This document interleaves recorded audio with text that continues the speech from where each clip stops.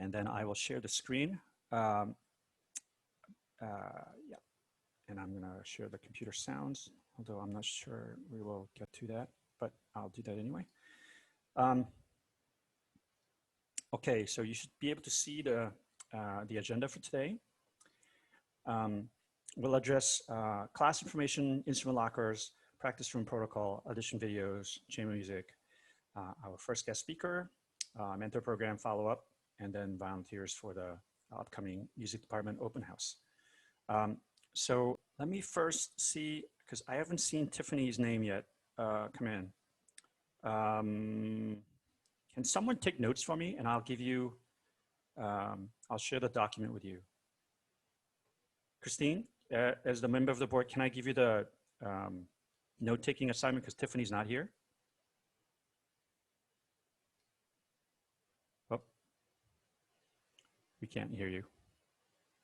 Yep, is that a yes? We still can't hear you. Okay, I'm gonna assume it's a yes, and I'm gonna share the document with you. Hang on.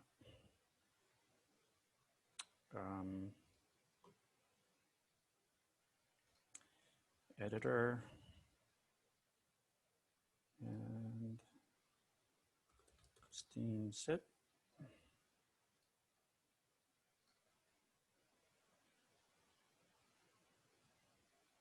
All right, so Christine, you have the sharing for the Google Doc, so you can take notes for us. Yes, give me a thumbs up. That wasn't a thumbs up, okay. All right. Okay. And basically, once the festival was over, thanks, Christine, I was in on another set of Zoom modes to try to get answers to some of the things. So let me give you some updates that I sent over. So first one, well, let me just follow the agenda because I don't want to miss anything. So I'll go back to the sharing screen. There we go. So first, the course info. You have two options to have to be part of the orchestra. One is 3621, which is the usual number that you would sign up for symphony. But chamber orchestra will not be meeting this semester, 4621. Hopefully in the spring, we'll be able to be in person and both of those groups will be able to meet. But for the fall semester, 3621 Symphony will be meeting online only, and it'll be called CSO Online. And then instead of meeting on Monday and Wednesday, we will only be meeting for a 90-minute period on Wednesdays from 4:55 to 6:25. And you can opt for a 1 credit or a 0 credit option. Okay. The other option is a 3 credit option. So it'll be a much less popular option, but it'll be 2120, the art of conducting. And there's no prerequisite for this. The only thing I ask is that you are comfortable with reading notes. But the art of conducting will be offered Monday, Wednesday, 125 to 240, and it's a 3 credit course. So those two are the options for you to take instead of orchestra. We will be, let me let Seijin. So when you register, these 2 courses will be the options that you'll be signing up for. Let me also emphasize that I'm really encouraging, as I have always done in the past,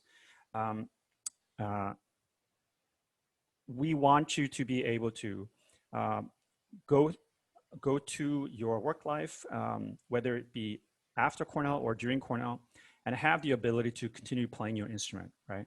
So, and we want you to have your musical experience at Cornell to be as widely varied as possible. So I would rather not see you all 4 years in orchestra if it means that you'll take time to take lessons, you'll take time to play chamber music, and I would rather that your musical experience is much more varied. Because I've seen a number of times where our most active members in the orchestra stay in orchestra for all 4 years, but then because of their academic schedule, they stop taking lessons, they stop doing chamber music. So your skill set as a instrumentalist actually degrades over your years at Cornell. because you haven't taken a lesson since high school. So I'd rather see you take advantage of our wonderful applied faculty. And they're really wonderful teachers in our applied faculty. And if there is a semester take an orchestra off and take lessons and play chamber music, this is it, right? So because as we're not able to meet in person, our performative experience will be limited. Now, we will have some performative experiences, and there's some repertoire that doesn't have to be synchronous, and we will be exploring those repertoire as an orchestra. And we'll be doing things, not just listening to speakers and thinking about issues facing the American orchestra, but as I said earlier in the call, I'm trying to focus our efforts in orchestra in terms of thinking about issues that we usually don't have time to address, right? And one of which is this big elephant in the room, which is the inequity of what an orchestra means in our society, right? Just looking around our Zoom call, we have a very one-sided segment of our population, right? So we want to address all these issues with many people from the industry who have been thinking about this issue. So we'll be addressing that, okay? But I'm really encouraging people to take lessons, take chamber music as your performative experience this semester, okay? So I'll come back to questions, but 3621 and 2120 are your options for orchestra-related topics offered by the music department, and of course, lessons in chamber music. Now, lots of you have questions about instrument lockers. I've provided a form which, let's see, let me see if it'll, yeah, okay. Wait, you can't see my screen anymore. Okay, so this is the music department instrument locker request form. It's a very simple form: name, instrument, email, phone, what department sponsor ensemble, what's the registered course in the music department, what your status in terms of music major, minor, non-music major, and then you would like to request a locker. So this form is now released to you, okay? And it's gonna be a first come, first serve situation. So obviously, if you're not part of the music department in terms of not in orchestra, not taking lessons, not taking chamber music as a registered course, you're not gonna get a locker. Although we should be able to provide lockers for most small instruments, it's the larger instruments that there's a little bit of a rub. So for example, we have enough cellists in CCO and CSO that we are not usually able to meet the demand of all the cellists. So in the past, what we've done is shared lockers among 2 or 3 or 4 members so that all the cellists could have access to lockers. Bassists have their own sort of bass locker room. So that's really hasn't been an issue because we in the past have been able to accommodate bass room access to all the bassists who are in our music department sponsored programs. So for some of the larger instruments like tuba and all those larger cases that won't fit in your small, medium violin locker, then what we've done is we've provided access to the instrument storage room, which is B, I can't remember the name of the room, the number of the room. But we are usually able to accommodate most everybody who are in orchestra because we're able to kind of prioritize. So what we're asking people to do is fill out the form, and then Humi, who's the secretary in the music office, is in charge of the locker assignment. And once she gets the list of all the students taking part in the 3 large ensembles, the jazz, CU Winds, and CU Orchestra, plus all the students who are taking lessons in chamber music, that's all prioritized, right? So obviously, if you're doing like large ensemble lesson and chamber music, you kind of float to the top of that priority list, right? If you're only doing one of those, then you kind of float a little bit to the mid to bottom, right? So it's in your best interest to fill out that form so that Humi has that. So what I would do is right after this, fill out the form now. Actually, I'll put the link in the chat.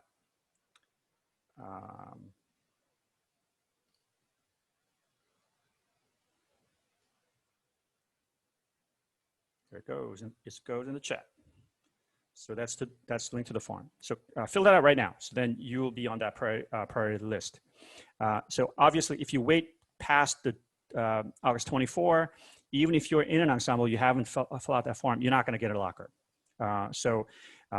Know that this year, probably we're not going to have a situation where two students are going to be sharing a locker. We're going to try to separate those as much as possible so that each locker is designated to one person only. Okay, so to make sure it's safer. All right, so that's the lockers. And then Humi will also have an additional form that you'll have to fill out when you are assigned that locker. And this form will have the deposit schedule and all of that. So let me see if I can, I'll send that out, make a link to that on the notes later, okay? So that's how lockers will be handled for us. If you have questions, we can address that later. Okay, the practice room protocols are being worked on, and I've been really pushing the department and Jamie and Laurel Gilmer, who's our concert manager, but they've also been asking for clarification from facilities in terms of what we can do, what we can't do. So there's a lot of wheels in motion. So as much as I wanted to have that info completely available today at this meeting, we're not yet able to do that. So my hope is by the end of this week, there will be some kind of announcement from the department about practice room procedures. They're also looking for practice room monitors. So if you're interested in a work study position, let me know, email me, and I'll forward your info to Laurel. Because they are looking for practice room monitors, but you have to have work study eligibility to be able to work for that. Okay, all right. So more on that is coming on that. Okay, there were a lot of questions about audition videos. So let me go on record by saying, because this is going to be available on the website as well.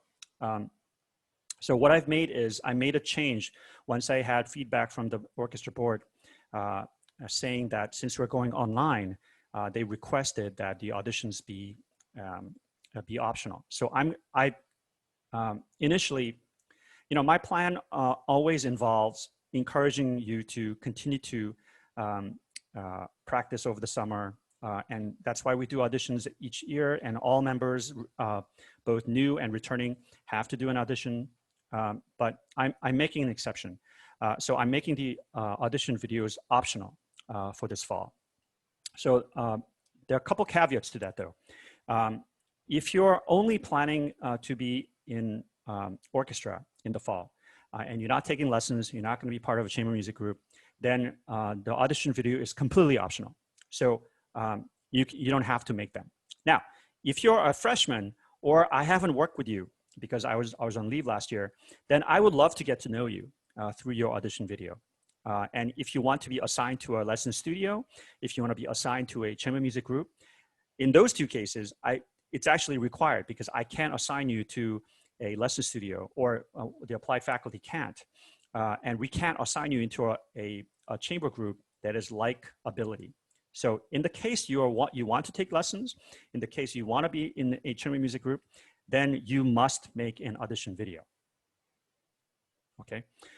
But if your plan is to only be in orchestra and not do lessons, not do chamber music, then you don't have to make an audition video. But I'm making the plea that I want to get to know you as a musician, so I would love to hear you play, especially if you're a freshman or a brand new person to me.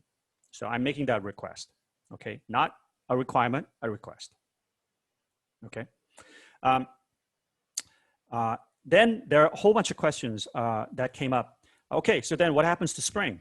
Do we do auditions? How is that going to work? Okay, so we will have auditions. Now, I'm really hoping, maybe against odds, but I'm hoping that we'll be in person and that we will be able to be in a rehearsal room somewhere on campus together and have a performance on campus. That's my ardent hope that that'll happen. So in order to do that, then we need to be able to have seating and you know, the auditions in place. So what we'll do is have a set of audition options in November or December. I don't have the rules spelled out yet, but most likely it'll be a online version so that our students who are not on campus can audition as well.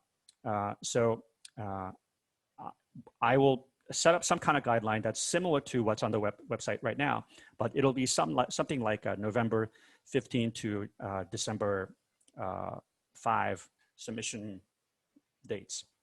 Okay, so that we have the information, I have the information to make the seating so that we can be in performance mode in person in the spring semester.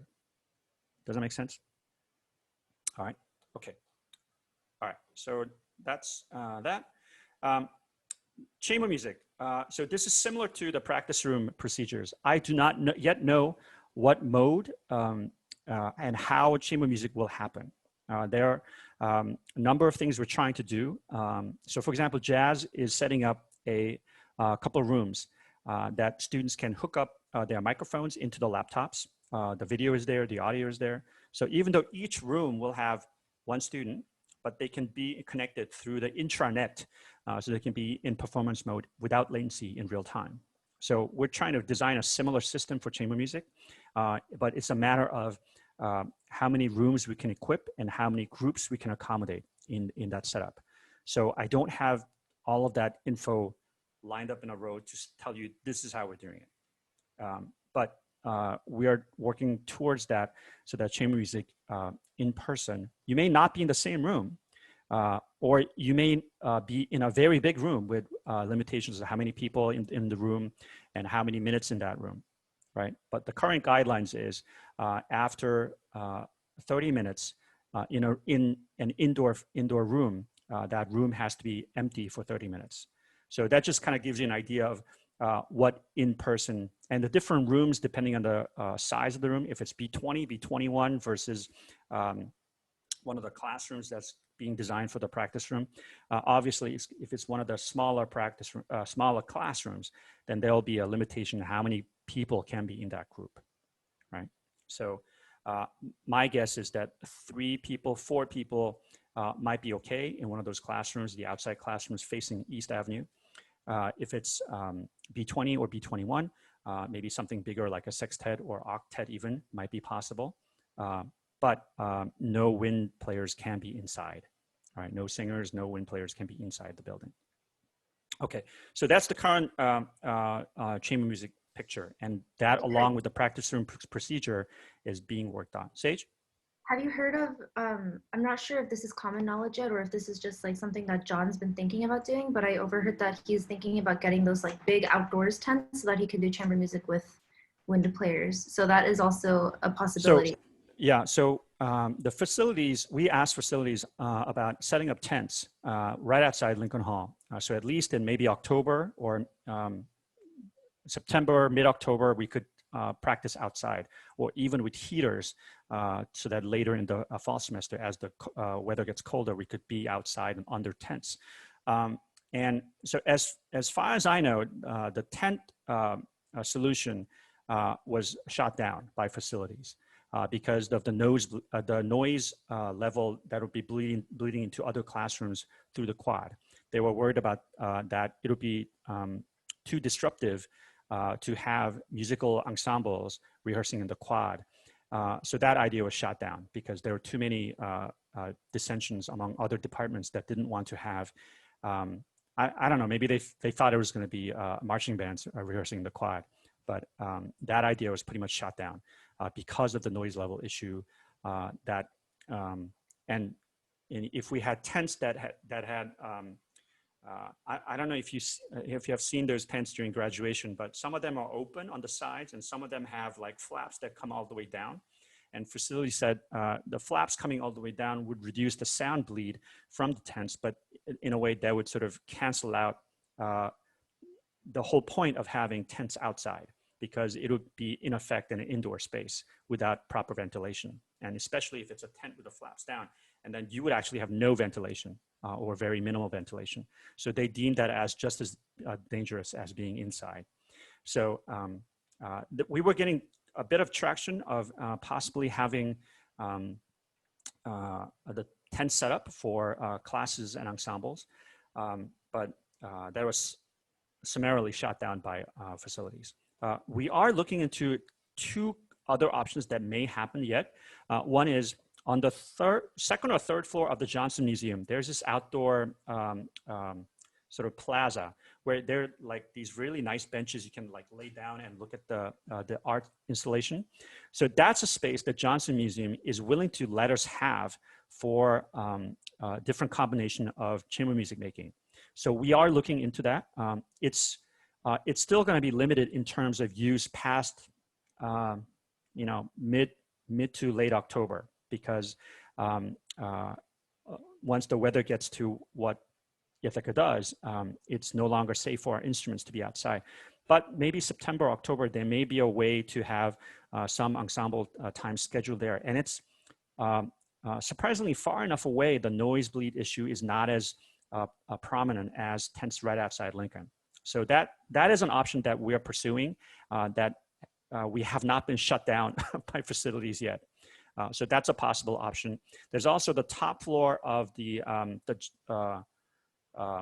Johnson School, the business school, where apparently there in the top floor there is open space, but I haven't heard back of whether facilities have okayed that or whether the Johnson School would even allow that, because obviously they would have noise issues with ensembles rehearsing up there. But we were pursuing that as an option. I haven't heard any updates on that particular space. They're also looking to completely revamp the Sage Hall space, which is our chapel. So one idea is to install a very high quality HVAC system, because as you know, the HVAC system there is either not functioning or I didn't know there was an HVAC system because I've never heard, it's always hot in there when I'm in there. But they were thinking about installing an HVAC system that's modern enough to have eight times of exchange per hour rate, which is what the CDC recommends for indoor spaces. And they're also thinking about ripping out all the pews so that there be space in the middle to do spacing. But there are obviously a couple issues. One is cost, and there is, you would think they would have enough money with all your tuition to do these things. But they're arguing about who is gonna pay for such an HVAC system, which would be very expensive to install. And then there's a little bit of pushback about getting rid of the pews and where we would store them, all of that. So if the pews are taken out, is that going to be a permanent thing? Will they just go downstairs into the basement area? So there are a number of issues that are being worked on where, frankly, I'm not that hopeful about Sage Chapel. I hope that they'll see the benefit of installing a HVAC system that will allow let's say a string orchestra of 50 to rehearse in there with social distancing. I think it's possible if they remove the pews and have a proper HVAC system, and we could have all the doors on both sides be open so that there'd be a circulation of air on top of the HVAC system. Then I would feel more comfortable pursuing that space. But without a commitment from who's going to pay for that brand new HVAC system, and then where and how the pews would be removed,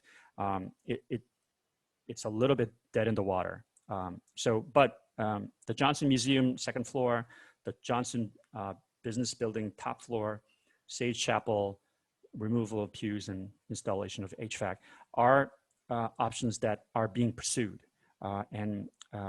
Roger Mosley, who's the chair, has been really amazing. He's basically given up doing any scholarly work during this time, and he's pursuing these issues with administration and facilities. And at my nudging him every minute of the day. So those are the avenues being pursued for different chamber music options, on top of intranet separated chamber music settings where we are all the different players in a quartet or trio in different rooms in Lincoln connected by intranet. Okay, all right. Okay, so I'm gonna share the screen once again because then now here is where I need your help a little bit. All right, so in order to pursue some of these things, I need some more data points. And these are three things that will improve our ability to connect with each other, both in terms of one-on-one lesson. So this first one is a way, I don't know how many of you have actually tried a Zoom lesson one-on-one, but what Zoom does is as soon as you have one person talking over the other, or let's say one person is, a student is playing a note on their instrument and the teacher tries to talk over that. What Zoom does is prioritizes the sound packet and compresses one. So when you try to have a one-on-one lesson over Zoom, it does a pretty terrible job of being able to have a clear sound. So what Clean Feed does, and you can get a free account, it allows you to have a much cleaner source of sound because you're actually not using the Zoom audio setting, but actually you would mute the Zoom audio, and then you use the Clean Feed audio. So you're actually having a video feed on Zoom and then audio feed on Clean Feed. So this way, the Clean Feed will have a very clear sound. Now, the problem is there's a bit of latency. It's about 60 millisecond, which is way too long to be able to do anything in real time. But if you're in a lesson with your teacher and you want to be able to provide a clean audio sound without any compression, then this is a solution that really works. Okay, I'm not sure I want to take the time on this Zoom call to feed you, walk you through it, but I would like for people to try this out where you have a Zoom call with a Clean Feed. So what I've done is let me go back to the share screen. What I've done is in this document, there's a tutorial that I've given you on YouTube where it puts you through the steps of setting up your Clean Feed account, which is free, and then setting up a Clean Feed call with your teacher. Now, this Clean Feed call that I've done is a particular one that I thought maybe we would try it out. But here's an important aspect of this, where both you and your teacher, or you and your chamber music partner, have to have earbuds on. And that, because if you have one of these, like my headphone type where it blocks out the sound, then you won't be able to hear yourself playing. So the best kind is your sort of your iPod earbuds into your ear so that you can actually hear yourself playing as well. So if your teacher and you are both on earbuds, then you can actually turn off the Zoom audio so that there isn't an echo between the two parties. Okay. So you're actually getting the audio from Clean Feed and not Zoom. Okay, so I would love for people to try this out with each other, like just get a partner and then try this out, okay, and report back to me whether the sound is improved from Zoom. So far, what I've gotten in terms of feedback is that this is a much better way in terms of audio delivery. It doesn't solve the latency problem, but it does solve the quality of sound that you will have with your teacher so that your teacher can actually hear exactly what you sound like, all right? And then you can also hear your teacher demonstrating if they're doing that, okay? So that's the first one. Second one is, okay, so that was a Clean Feed. And then this one is called Upbeat Music. Now this one it still doesn't solve the latency problem, but it does solve the heavy editing that is necessary for any kind of layered recording. So for example, when you use a cappella, I don't know how many people have used a cappella to record tracks. Anyone? Sage, Elizabeth? Okay, so whenever you do that, there's quite a delay in the process because one person has to start record the track, then the second person has to record over that, the third person, so on, right? So then you have to basically wait for everybody to be done with their individual tracks to layer the track on top of that. Plus, acapella will sort of put them together for you, but any other kind of virtual orchestra situation, there is some poor soul, and I don't know who the person is who's trying to do the Finlandia for the Cornell Orchestra, but that poor person is probably given up on it because the heavy lifting that the editing requires is so great. It basically renders the process meaningless, okay? Now, what upbeat music does is it'll allow you to record individual tracks, but you can actually line up very easily the track so that it lines up with a given pulse, okay? And then it does the combination for you. So there, you can actually go in with the chamber music group, each quickly record their own track, come back, and then it'll upload all the sound together, and then it'll combine the tracks together for you. So there is no editing on the back end. And then you can all listen with your coach together, the recording that you just made in real time. And then the upbeat software lines up the tracks for you. And it'll even give you the sound wave so that you can kind of, oh, I guess my latency causes that beat to be a little bit off. So then you can actually drag the graphic so it lines up with the beat. So I'd love for people to try this out. Just record something very simple, or maybe like 20 bars or so that doesn't change tempo. So the drawback is if it has a rallentandi or accelerando in the music, then it falls down because it's very much geared towards pop and rock originally, so that you can set the tempo of the click track and you can follow the click track, right? But you can not change the tempo in between, right?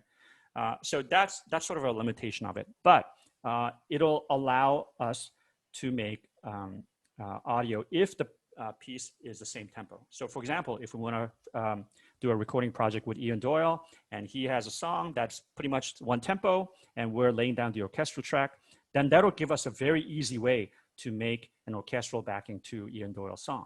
So something like that we could do very easily. Okay, so what I would love for people to do is explore the Upbeat Music app.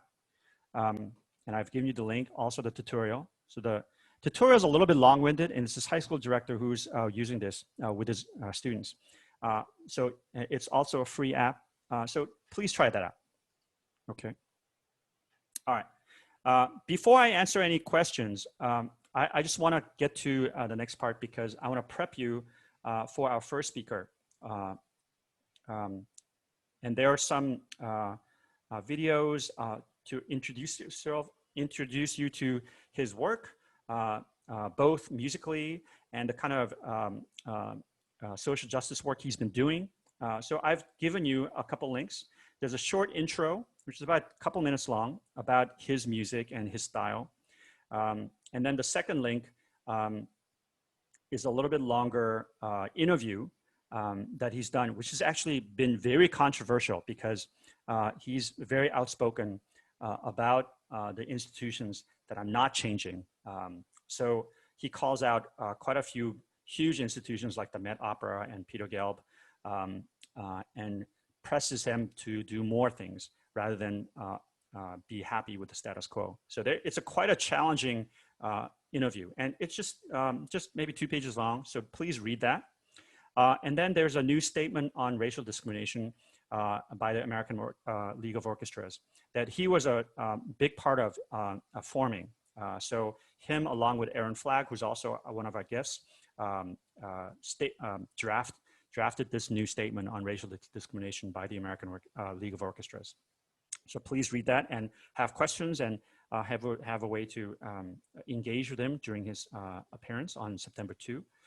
And then the third one is sort of a 50-minute long introduction to his music that a blogger did. So it's sort of a podcast. It's like a 45-minute, 50-minute podcast, and basically features like 7 or 8 of his pieces. So it's a good way to get introduced to his music. So maybe when you're going out for a run with the mask on, you can pop this in your phone or iPad if you still have one of those, and listen to his style of music.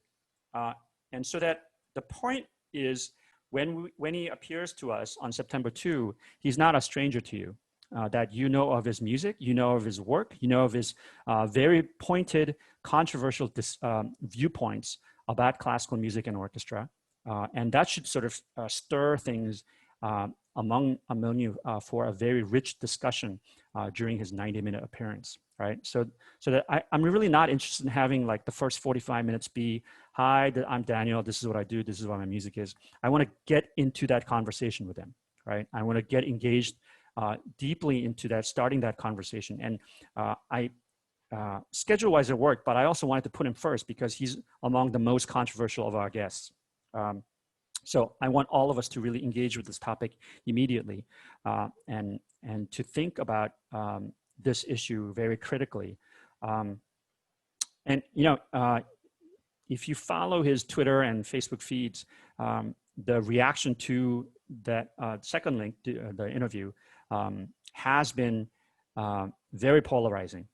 There are those who are very supportive of what he's saying, and there are those who are uncomfortable with this discussion wholly and feels attacked when what their sort of take is, I was minding my own business, and then all of a sudden I'm labeled a racist. So, but in fact, this is a discussion that really needed to happen a long time ago that hasn't taken place. And we're really pushing for this discussion to happen nationwide. And I think it's a long overdue discussion. So I'm really looking forward to offending you guys a little bit, to push you, to nudge you to a place where you're not comfortable, because it is no longer okay to sit on the sidelines and not comment on this very important issue. In fact, this is probably one of the defining moments of your time, of your generation, of how you respond to this time. So I want us to come with questions. I want us to come with a critical viewpoint of how we can move forward, and to have Daniel as our guest who have been at the forefront of this issue, challenging institutions, challenging people to think about this issue as an African-American composer, violinist, performer, entrepreneur, scholar. I think he's sort of the perfect person to kick off this discussion. So take time from now until then to listen to some of his music, because it'll be very different than any classical music piece you've heard in the past, because he really bends genres and goes to places where you don't think a violin is supposed to go, where a string quartet is supposed to play. His opera that he wrote for the Philadelphia Opera is basically a response to racial inequalities in our country. So listen to his music, read his interview, the very provocative interview, learn more about him, so that you come ready to have a full-fledged discussion with Daniel Romain Bernard. Okay. Okay. Let me just make sure.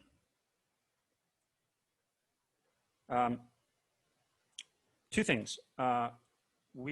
This is our last summer Zoom call, and I'm really cherished our time in the summer to be able to connect with new students and connect with returning students. But we will be starting to meet regularly on Wednesdays from 4:55 to, it's a weird time.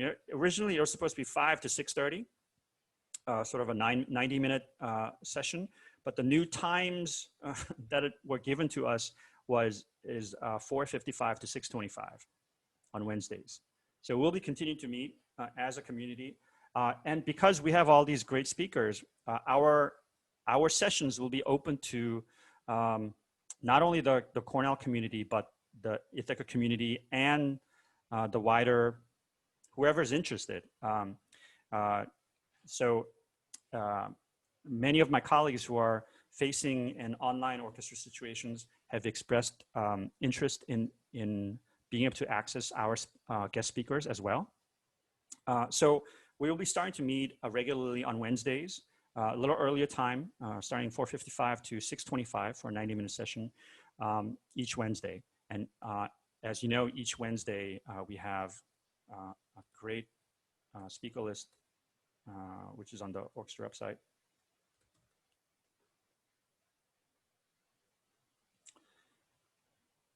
Sorry, my computer slows down after a while.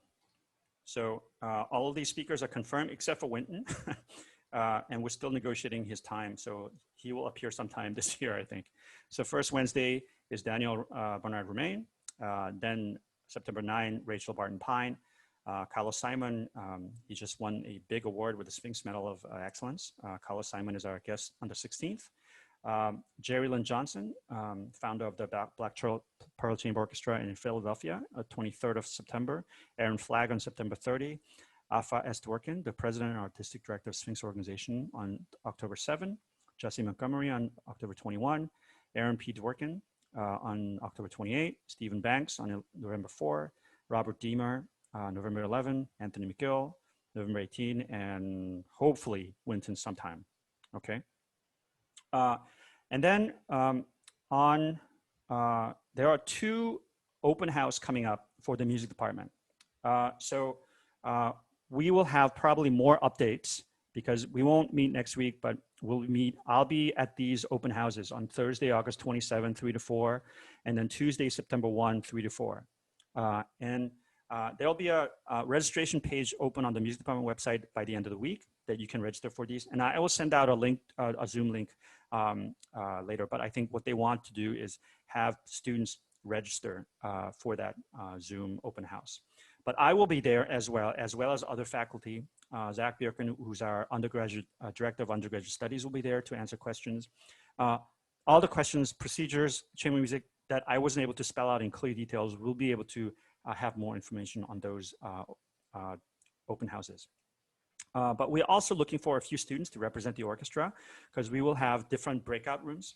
So if you're interested in being at the Zoom open house on those 2 dates, to talk about the orchestra to new students that perhaps missed the summer Zooms. But let me know if you're available to do that. All right. Okay, I'm going to stop talking and then I will take questions because I know there are many questions. Aria. Hi, Chris. I have a couple of questions about stuff we can bring to Cornell. So first one is, do you know what Cornell's policy on bringing reed tools is, such as knives?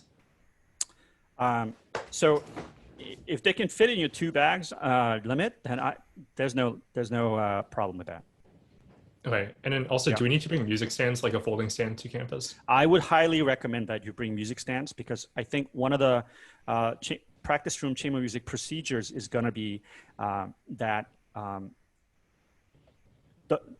if you have your own music stand, then the cleaning protocol is much simpler, right?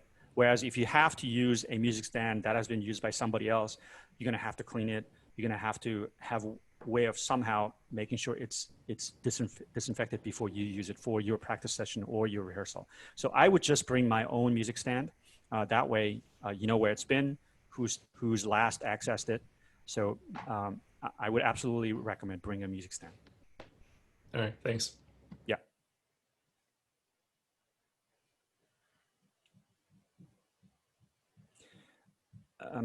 Questions? Liam.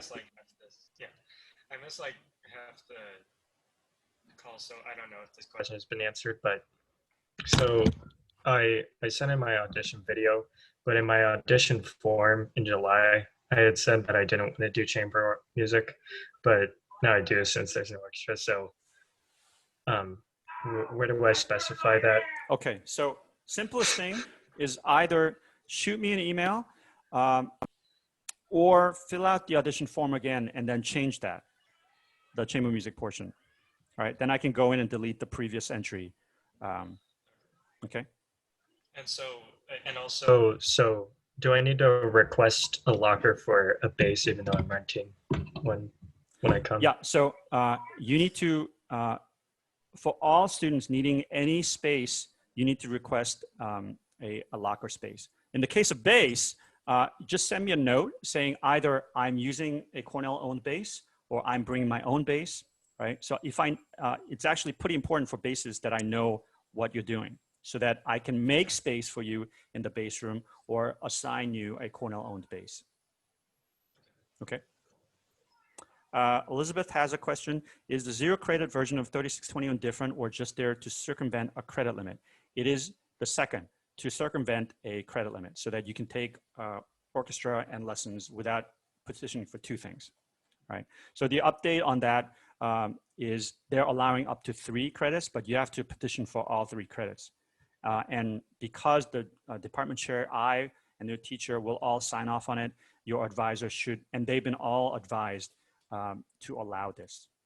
So you should not really face any problem petitioning to take a music department course, especially if you phrase it as, I need this for my sanity, then that pretty much your advisor, I would be, I will go to the ring for you with your advisor about that issue, but they've all been advised to allow this.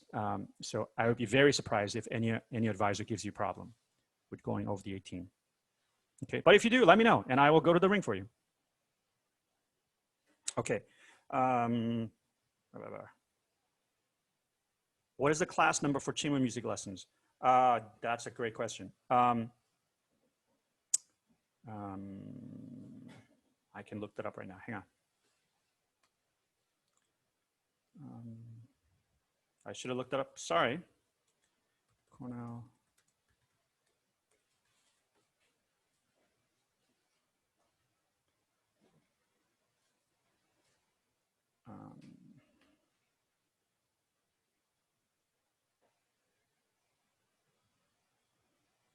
Tell you, my computer is really frozen. So I will send that out in the link to the notes. Okay, and I'll update the notes with the number. You'll be assigned a class number by your chamber. Yep, thank you, Sage. If I send in an orchestra audition video in July, do I have to resend it for chamber music? No, I'm collecting all of the audition video for the applied lessons and chamber music. So you don't have to do a separate. If you want to do an in-person audition for Ariana Kim, she's allowing that option. So for violin and violists who want to do an in-person audition with Ariana, that's totally an option that's available for you as well. Okay, but you can send me the video for lessons and chamber music, and then I'll share that link with the appropriate applied faculty and the chamber music coaches. Okay.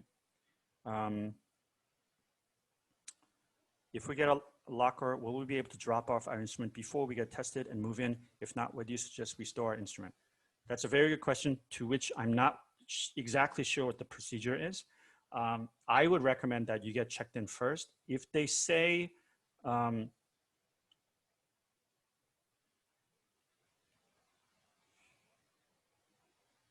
me ask Jamie about that exact procedure.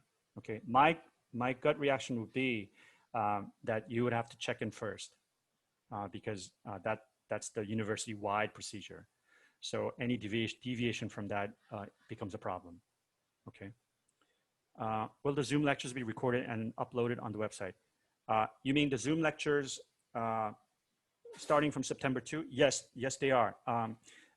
But they will be edited down from 90 minutes to like a 30 to 45 minute version. Because we're also trying to work with Cornell Cast to have these available as an archived set of interviews as well. But I'm not sure who's going to do that editing. So, and I'm not sure the guests would be So, because I already had an interview with Jerry Lynn Johnson, and we talked for about like 75 minutes, and I tried editing stuff out, and I really had problems cutting stuff because it flowed naturally one to the next. So if I edited it, it seemed like I was taking things out of context. So it depends on how the conversations flow. If there is a lot of that remains to be seen. So it may well be yes, they'll all be edited, but maybe not edited down to 30 minutes, but like maybe it'll be an 85-minute version rather than a 90-minute version. But they will be recorded, and all the guests have agreed to that. So they'll be available as a resource on the music department website.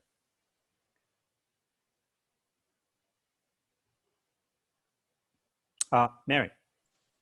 I don't know if this has been mentioned before, but because like I'm currently remote and will not be in the Ithaca area, and I believe I indicated that I was interested in chamber music. Is there any like remote chamber music stuff that might happen, or should I like let you know that I can't? It depends on a couple of the platforms that we're trying to use. So for example, where are you geographically? I'm in North Carolina. Yeah, that's probably too far away. So one of the platforms that we're working on with the team at Stanford is called Jacktrip. So it allows for very low latency, definitely if you're on a same building intranet, but it also allows for, if it's sort of on a same, I think the limit was 200-mile geographic area, then the latency is low enough that you could possibly do real-time chamber music over different connections. But I think North Carolina might be too far, where the latency might not be able to be worked out. Yeah. So should I email you to like update that information? Yes, please. Yeah. Okay. Yeah. Yeah. So current technology that we have that I know of, the latency issue causes, I mean, we would rehearse in like over Zoom, over a video platform, if there was such a platform that will allow for very low latency real-time collaboration, but there isn't. So what solutions that we do have access to are ones where either the 4 different groups or different connections are all connected through Ethernet over intranet. Then you can reduce the latency to the point where you can actually make real music over real time. But that's something that we need more math majors working on that problem. Okay. All right. Geneva. Okay, this is kind of a complicated question, but as you know, I'll be a senior next year, and so I have like an incredibly busy schedule. And so I want to take like the orchestra for either 1 or 0 credit, but would it be like possible if I'm taking it for like 0 credit, for example, if I attended when I'd be able to, or like something like that? Well, you have the option to take 3621 for 0 credit, I believe. Yeah. Right. So it would be okay to like attend when I'm like able to, and like not when we're busy with finals or something. I see. Yeah. So yes, I mean, I am going to take attendance because I learned how to take attendance on Zoom. So that'll be a record, but you know, I'm providing content in a way, you know, for me, I'm really not a punitive grader, right? I offer knowledge and content experience, and none of you are doing orchestra because it's part of your major or it's a requirement, right? And I actually love that relationship, right? Because I find as soon as you require somebody to do something, in my experience, it sours that relationship, right? No one's here because somebody's forcing you to do so, right? And you know, in conservatories, they actually force people to be in orchestra because it's a requirement, and people have, as a result, negative connotations with orchestra and conductors. So I've never found that to be a healthy environment. So I will always offer what I have to offer as a teacher, as a musician, as a conductor, for the orchestra, for you to consume and be part of and experience, right? And it's up to you the level of engagement, right? And I'm never one to sort of punitively treat someone badly because they haven't been to all the sessions, right? Now, in terms of like when we're in person and we're preparing for a concert, then there's a bit of an issue in terms of social contract we have with each other, right? So if somebody doesn't show up for half the rehearsals and expect to play in the section together with everybody who has been in orchestra, I mean, you wouldn't be okay with that, and I Oh wouldn't be no, okay with that. that's Right. totally different. That's not. Yeah, so it's a different situation.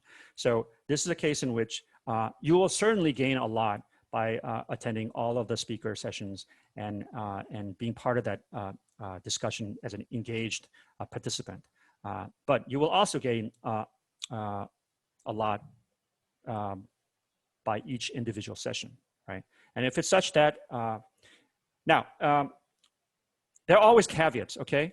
All right, now if we find that by the fourth meeting, we're down to 10 participants, then obviously that doesn't look good, nor is it good, right? Because we're trying to address the inequities of an orchestra, right? And this discussion has caused us to seek out national speakers, and it'll be a shame for all these speakers to come and there are like 10 people on the screen. That doesn't look good for us at all, right? So I would hope that they would be engaging enough, that the conversations would be deep enough, that we as a community would be willing to have that discussion as a whole. But Yeah, I just like, of course, also I have no idea what is going on with my schedule. Nobody does, but it's looking like 23 credits or more. And also the other Yeah. thing also is that like, I still want to be involved. Like, I know I told you that I'd be interested in chamber music and I submitted an audition and everything, but I also wanted to be like engaged like with you and like orchestra, like how in some semblance. right. So the answer is I would welcome participation from all of you in any level, even if it means you're taking chamber music, but not officially enrolled in orchestra, but you want to check out the speakers, that's okay too. All right. All right, more questions? We have a couple more messages.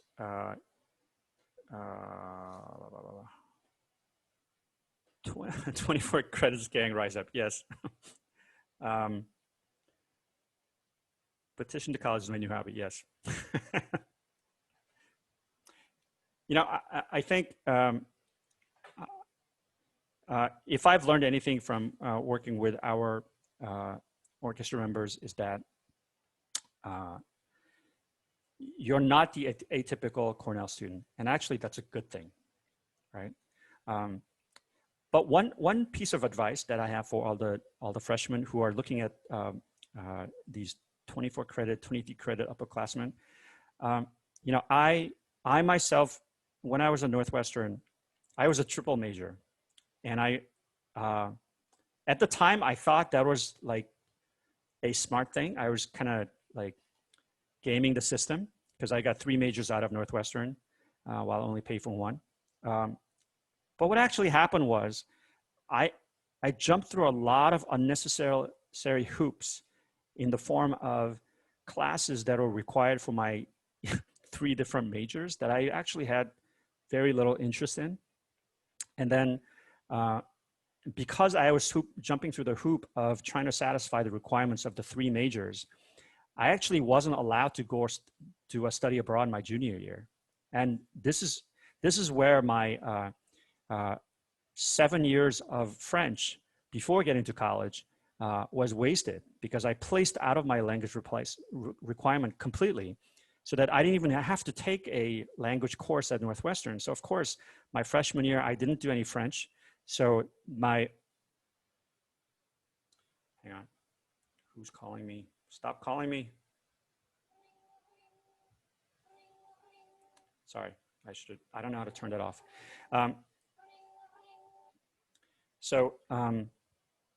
Where was I? Yes. So basically, I see a lot of you doing these double major, triple major situations, which is contrary to what a liberal arts education should be, right? So if you're in the School of Engineering, that's the way it is for some of you, okay? But for those of you in arts and sciences, there is no real benefit of doing a double major. And I'm going to stick to that. I think it's better to have those 3M conversations and have a collegiate experience that is deep, because you have time to reflect on the materials that are coming at you, But if you're too busy jumping through hoops in the form of satisfying 2 different majors and all of these things, I think it's actually better to do less. So you have more time to reflect on what you're actually being exposed to. Okay. So I will always be the one who will tell you, please do less. Okay.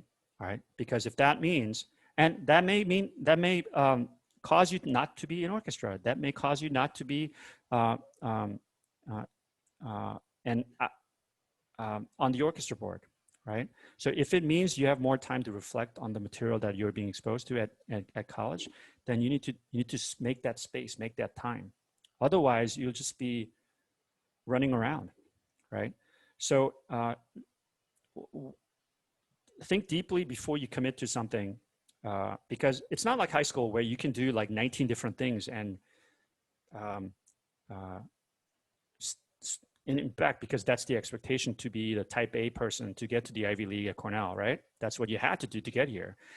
But think a little bit differently from this point on, right? Think about your time as a commodity that you are not willing to share willingly, waste willingly, right? We have very little time. That's it's a very, very valuable commodity. Okay, all right. Sorry, Sage, it is not a personal attack on you. All right. All right. When will we find out if you're being accepted in the orchestra? I will send out an email on this Sunday before classes begin, which is August 30. Okay. Because at the rate the videos are coming in, it's going to take time for me to go through all of that. Okay. I'm actually giving myself a little bit of buffer so I can meet the deadline rather than say one date, and then have to say it's a later date. Okay. Question. This summer's audition still counts for hypothetical spring orchestra. So somebody else asked me that question earlier, and at first I said yes, but then I said I have to think about it, because in a way,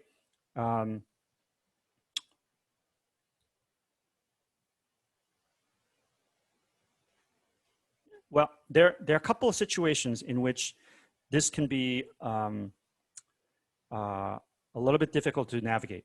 So for example, so for our very competitive instruments like flute and clarinet, we're going to have multiple members, like in the number of like 10 flutists for 3 spots, right? So in those cases, I may have to do an audition in the fall, because I think if it's an instrument that is where we have a lot more open seats, then I think I can just use the summer videos. But in a case where it's a very competitive number of players for a limited number of spots, then I think it's, so let me just say this. Okay, I think for flute, clarinet, we are going to have a fall set of auditions for spring.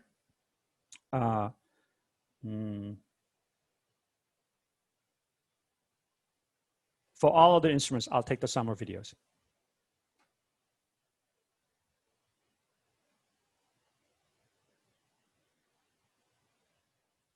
Okay, does that seem fair to everybody? Okay, all right. Geneva, you have more? Okay, go ahead. Okay, it's like this. So part of the reason I'm taking so many credits next semester, I'm actually trying to study abroad at Yonsei, my second semester Okay. of senior year. And Yeah. I was wondering if I could like reach out to you at some point and see like what kind of, not like connections, but I still want to be able to pursue music if I do end up studying there. Of And course, I don't know, yeah. like maybe you know people. I don't know who does the orchestra at Yonsei, but I could try to find out. Yeah. That would be really reach good out if to you me, were and able I'll to try do to that. give you a connection. Absolutely. Okay, thank you. Yeah.